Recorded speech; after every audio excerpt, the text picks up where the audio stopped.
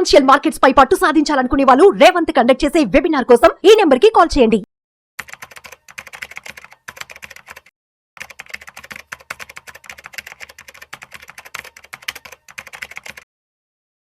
Welcome to Vishnu talks. నేను విష్ణు, ప్రస్తుతం పాటు సర్టిఫైడ్ ఫైనాన్షియల్ ప్లానర్ మాధవిరెడ్డి గారు ఉన్నారు. వారితో మాట్లాడదాం.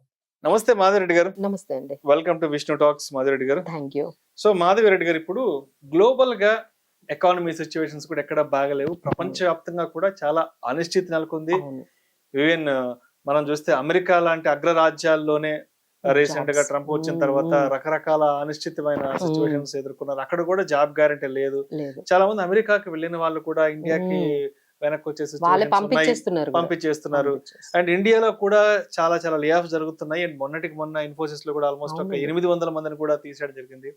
సో ఎక్కడ చూసినా కూడా జాబ్ గ్యారంటీ అనేది ఎక్కడ బయట కనిపించట్లేదు. అంటే ఉద్యోగ భద్రత అనేది ఎక్కడ అంతగా ఎక్కువగా లేదు.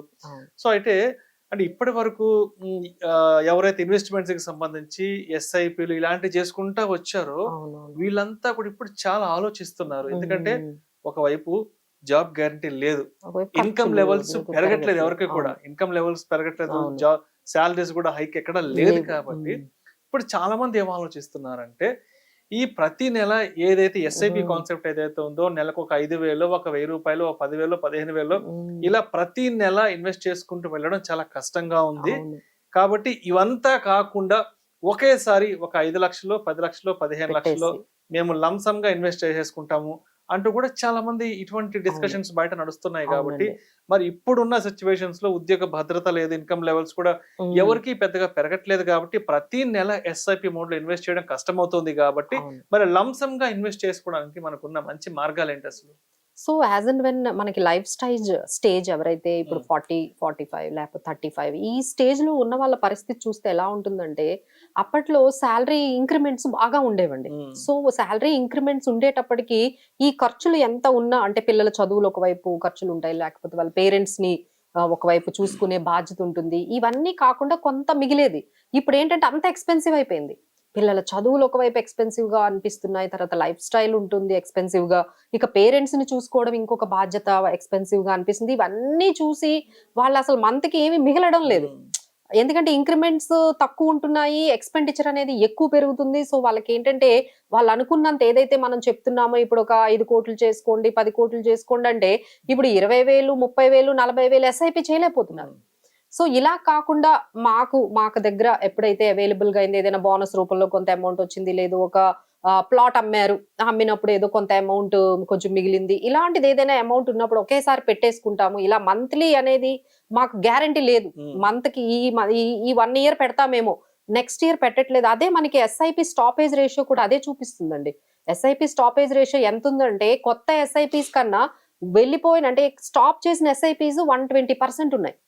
సో ఎస్ఐపి స్టాపేజ్ రేషియో కూడా అదే చెప్తుంది. అందరూ ఎస్ఐపీలు మొదలు పెడుతున్నారు కానీ బట్ డిఫరెంట్ రీజన్స్ తోని వాళ్ళు కంటిన్యూ చేయలేకపోతున్నారు. సో దానికి ఏదైనా సొల్యూషన్ ఏమైనా ఉంది అంటే this is the best solution అండి. మీకు ఏమాత్రం అమౌంట్ ఏదైనా ఒకేసారి లంసమ్ గా మీకు వచ్చింది అనుకోండి, సో డెఫినెట్లీ ఒక్కసారి పెట్టేయచ్చు. సో దానికి కొన్ని మనము ఇక్కడ ఏంటంటే మనకి ఈ లంసమ్ కి ఈ ఎస్ఐపికి డిఫరెన్స్ ఏంటంటే అది మీరు ముందే తెలుసుకోవాలి. ఎస్ఐపి ఏంటంటే మార్కెట్ టైమింగ్ తో సంబంధం ఉండదు, ఎప్పుడైనా మీరు స్టార్ట్ చేసుకోవచ్చు, ఎంత రోజులైనా మీరు కంటిన్యూ చేయొచ్చు. బట్ వేరాజ్ లంసమ్ అనేది మీరు స్టార్ట్ చేశారంటే కొంచెం స్ట్రాటజికల్ గా ఉండాలండి. ఎందుకంటే ఒకేసారి మార్కెట్ లో పెడుతున్నారు కాబట్టి మార్కెట్ సిచ్యువేషన్ ఇప్పుడైతే కొంచెం ఇప్పుడు మార్కెట్స్ కొంచెం 26,000 నుంచి 24,000 వరకు ఉన్నాయి కాబట్టి సో ఇప్పుడు మార్కెట్స్ కొంచెం బెటర్ గానే కొంచెం తక్కువలోనే ఉన్నాయని చెప్పొచ్చు. సో ఈ విధంగా ఒక స్ట్రాటజికల్ గా వెళ్ళాలి, ఒక ఎక్స్పర్ట్స్ తో మీరు కానీ ట్రావెల్ చేసినట్లయితే లంసమ్ అయినా భయపడాల్సిన అవసరం లేదండి. అలానే డైవర్సిఫికేషన్ చేసుకుంటూ multi asset funds, multi cap funds ఇలాంటి వాటిల్లో బ్యాలెన్స్డ్ అడ్వాంటేజెస్ ఫండ్స్ లోని మీరు లంసమ్ లో కూడా నీట్ గా డైవర్సిఫై చేసుకుంటే భయపడాల్సిన అవసరం లేదండి. ఇవి రెండు మనకి అంటే మనం గమనించాల్సిన విషయాలు. సో ఇప్పుడు మనం న్యూమరికల్స్ కి వచ్చేస్తూ ఉంటే ఒక 5 crores టార్గెట్ మీ రిటైర్మెంట్ ప్లానింగ్ పెట్టుకుంటే మనం ఆ పర్సన్ 30 years ఉంటే ఇంకొక 30 years 60 years అయ్యేటప్పటికి మీరు ఎస్ఐపి 12% తీసుకుంటే ఎవ్రీ మంత్ 15,000 పెట్టాలి. సో ఈ 50,000 30 years పెట్టాలి. సో 30 years అనేది మన ఇన్కమ్స్ ఎలా ఉంటాయో తెలియదు, మన జాబ్స్ ఎలా ఉంటాయో తెలియదు. సో ఇంత అన్సర్టనిటీలో ఎవ్రీ మంత్ 30 years 15,000 పెట్టమంటే ఎవరి వల్ల అవ్వడం లేదు. అలానే 15% తీసుకున్నా కనీసం 10,000 అయినా పెట్టాల్సి వస్తుంది. సో మేడం ఎంత 30 ఇయర్స్ ఇలాంటి ప్రోగ్రామ్స్ అయితే మా వల్ల కాదు, ఎలా ఉంటాయో మాకే తెలియదు జాబ్స్ అనేసి అంటున్నారు.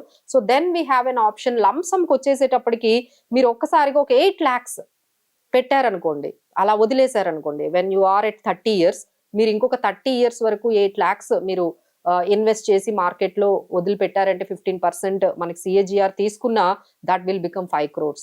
సో ఒక్కసారి ఈ 7-8 lakhs మార్కెట్ లో పెట్టేస్తే మీ రిటైర్మెంట్ ప్లానింగ్ అయిపోయినట్టే.